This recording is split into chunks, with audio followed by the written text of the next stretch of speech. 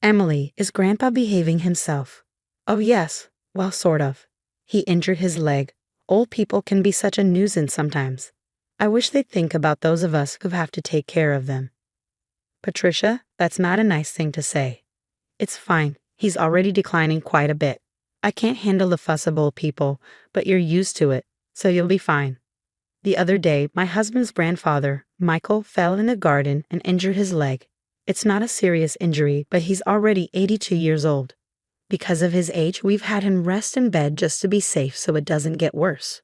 My mother-in-law won't even go near him, let alone take care of him. I'm Emily, 30 years old. I got married 3 years ago and live with my husband Daniel's family. My husband was my boss at the company where I worked, a company founded by his grandfather. When I joined 8 years ago, my father-in-law was already the president and my grandfather-in-law was the chairman. But back then, the grandfather was still handling all the important tasks and responsibilities of the company. 2 years ago, when Grandpa turned 80, he remained chairman but handed over most of the public duties to my father-in-law. Michael, you've worked hard all this time. Now leave the company matters to Christopher and take it easy, my mother-in-law said with a smile. But her words sounded sarcastic to me. Grandfather-in-law is a bit stubborn, but a fair and kind person with a good reputation. In contrast, my father-in-law seemed somewhat immature, never expressing his opinions clearly and utterly unreliable compared to Grandpa. And he always does whatever my mother-in-law says. My grandmother-in-law has already passed away, and I never met her. My husband and I started dating when we worked together on the same product planning team, 3 years after I joined the company. My husband, who was energetically leading the team, seemed reliable to me, though a bit self-righteous.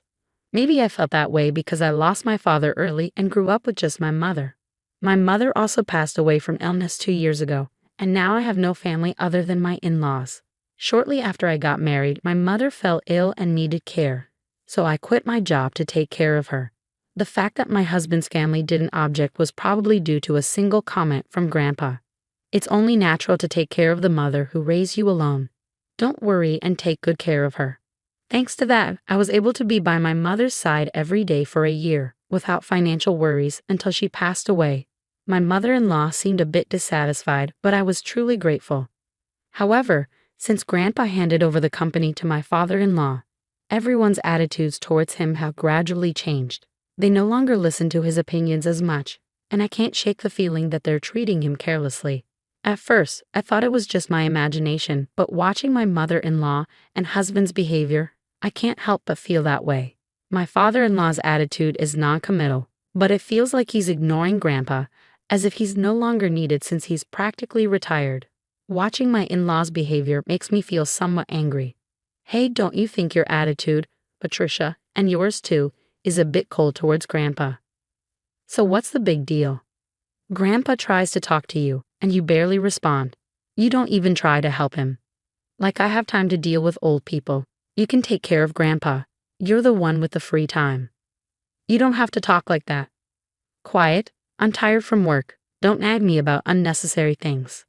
This is how it goes. No matter what I say, they won't listen to me. My grandfather-in-law doesn't say anything to his family about this. Now I'm the only one who talks to my grandfather-in-law at home. Grandpa, the weather is nice today. Shall we go for a little walk outside? Your leg seems to be healing well, and I think it will be good rehabilitation. Thank you. Let's go out for a bit then. The two of us went to the park. There were several families with children playing around. My grandfather-in-law looked at the scene with joy. Christopher and Daniel were like that too at times, he said. Grandpa, I was busy with work and couldn't take care of the children much. Maybe that's why I couldn't raise Christopher and Daniel properly, he said, with a slightly sad face, almost like he was talking to himself. Christopher is my father-in-law, and Daniel is my husband. I think about how everyone could be kinder to my grandfather-in-law, but I can't come up with a good idea. But then my in-laws suggested building a house for my grandfather-in-law. This house is over 50 years old, right? The layout is bad. It's hard to use. But instead of spending money on repairs, it would be better to build a new house in a more convenient location. A new house. Michael is getting older, and it's good that he only got injured last time, but we never know what will happen. So let's make the house barrier-free so we won't have trouble if care is needed. I see. We can even put Michael's room in the middle, so everyone can take care of him easily. Yeah, that's not a bad idea. Right, so it's settled then. And Michael, about the cost. If it's a house for all of us, I'll take care of it. Talk to Mr. Jones about the money. Typical Michael. Thank you, we appreciate it. My mother-in-law smiled happily. It seems to me that they only flatter him when they want money.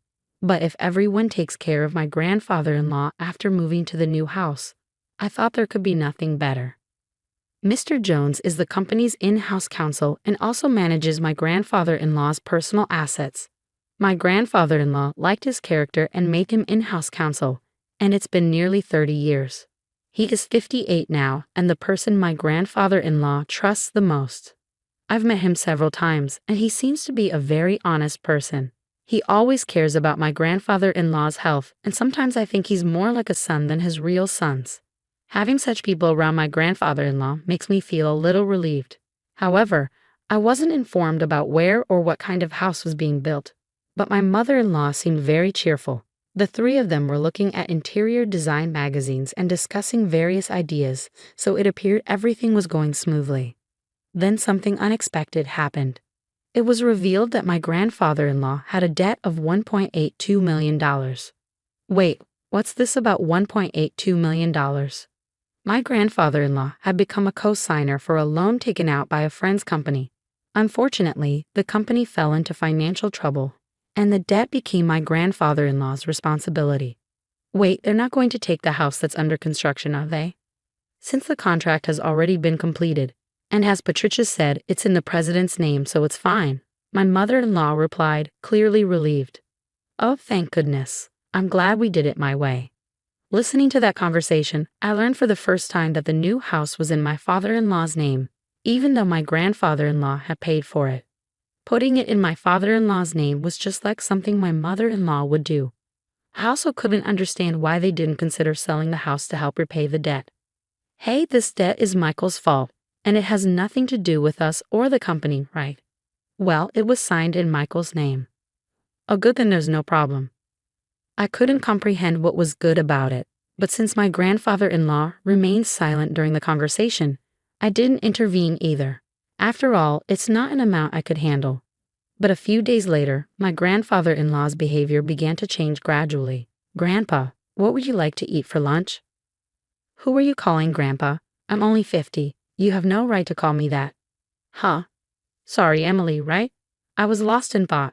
At first, I thought you was just deep in thought, but when it happened repeatedly, I began to feel uneasy.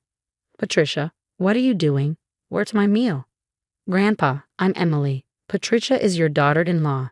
You already ate your meal earlier. I didn't eat. Are you trying to starve me? I wondered if my grandfather-in-law's condition was triggered by the $1.82 million debt, and if seeing that none of his family members were trying to help him might have been a double shock. What could I do for him? I tried to take my grandfather-in-law to the hospital, but he refused to go. He might not want to admit that he might have dementia. I didn't want to force him, but I felt helpless on my own. I consulted my husband, but he only replied that it had nothing to do with him. I couldn't rely on my mother-in-law either, so I thought my father-in-law was the only option. Yeah, I heard from Patricia and Daniel. They think it might be dementia. Can you go to the hospital with us? But it's not that bad yet, right? If we go to the hospital, others will find out my father has dementia. There are good medications now that can slow the progression. Well, there's no need to rush. Let's watch him a little longer. Emily is here, so it'll be fine, right? I couldn't help but think how unreliable these people were. I realized I couldn't depend on them. Grandpa, let's go to the hospital. Let's get you properly examined. Who are you? Where are you planning to take me? You're up to no good. I almost cried, thinking about how my once kind grandfather-in-law had become so stubborn. But my mother-in-law just laughed, amused. Even if he was the chairman, it's over for him now. But now, everything, even the company, is all Christopher's. Patricia, Grandpa isn't completely unaware. He's listening to everything. He'll forget everything soon. He'll start wandering and dribbling. Just thinking about it gives me chills. He's nothing but a nuisance now. How can you say that? Grandpa has worked hard for the family all his life. My mother-in-law's words made me angry and sad, but my grandfather-in-law just smiled. See, This old man doesn't understand anything. Patricia. I was furious at my mother-in-law's laughing words. But soon the new house would be ready. Maybe things would change once we moved there. Since it was a house that Grandpa built, the family might show some gratitude and be kind to him. I couldn't completely abandon that faint hope. 2 months later, the house was finally built. For days, I had been forced to pack my in-laws and husband's belongings, while my father-in-law's and my things were mostly untouched. Even when I tried to pack my things, my in-laws and husband kept giving me tasks, so I couldn't make any progress. But I thought it would be fine to move the small things later since this house wasn't going anywhere. On moving day, after most of the things were moved, I went to call my father-in-law, but my husband said, "Ah, you and Grandpa can stay here." "What? You can stay in this house. We don't need any extra baggage in the new house. In other words, you and Grandpa will live here from now on, and I'll give you Grandpa's debt too." "Well, you can at least be a housekeeper. Hey, let's go." "Yeah, I'm coming. Good luck with all the debt repayment and live-in care." With those words, my in-laws cheerfully got into the car and left. I was stunned for a while. I couldn't immediately understand what had just happened. Were we just abandoned? And not just me, but my grandfather-in-law too, only they would live in the new house. It took me a while to understand because it was beyond my imagination that someone could do something so cruel. How should I explain this to my grandfather-in-law? I slowly returned to the back room. I didn't mind taking care of my grandfather-in-law at all. That was my intention from the start. As I was about to timidly call out to him, who was sitting with his back to me, he seemed to sense my presence and turned around before I could speak. "Have they gone already?" My grandfather-in-law's expression as he said that looked completely different from how he had been just months ago. To be frank, he seemed like a different person. I thought maybe a different symptom had emerged, but the next moment my grandfather-in-law smiled. And then his following words surprised me. As I was talking to my grandfather-in-law, Mr. Jones came in. "Chairman, have you finished getting rid of the unnecessary staff?" "Yes, it's all done. Let's go, shall we?" Where are we going?" "Of course, to the new house." I left the house where I had been living, led by my grandfather-in-law, without understanding what was happening. The next month, countless calls came from my mother-in-law and husband. My grandfather-in-law said he wouldn't deal with them anymore, but I answered my husband's call because of the divorce. "Hey Emily, is Grandpa with you?" When I went to the old house, it was for sale. "It's not worth $1.82 million, so you can't repay the debt." "Is that why you did that?" "What do you mean?" "Put Grandpa on. Dad said he can't get in touch at all. That forgetful old man has done something outrageous." I knew what he was talking about, but I wanted to hear what my husband would say. Grandpa sold the company's stocks to the executive director. Thanks to that, the executive director became the largest shareholder. A shareholders' meeting and board meeting were held, and Dad was dismissed as president. The executive director was well-liked, and perhaps Grandpa believed he was better suited to lead the company. When I heard that Grandpa had sold the company's stocks to the executive director, my husband was outraged. The executive director must have deceived the senile old man into selling the stocks. "This is invalid," he exclaimed. "You seem to be misunderstanding something," I replied calmly. "Grandpa doesn't have dementia. If anything, he's more coherent now than he's been in years." "What?" My husband was in disbelief.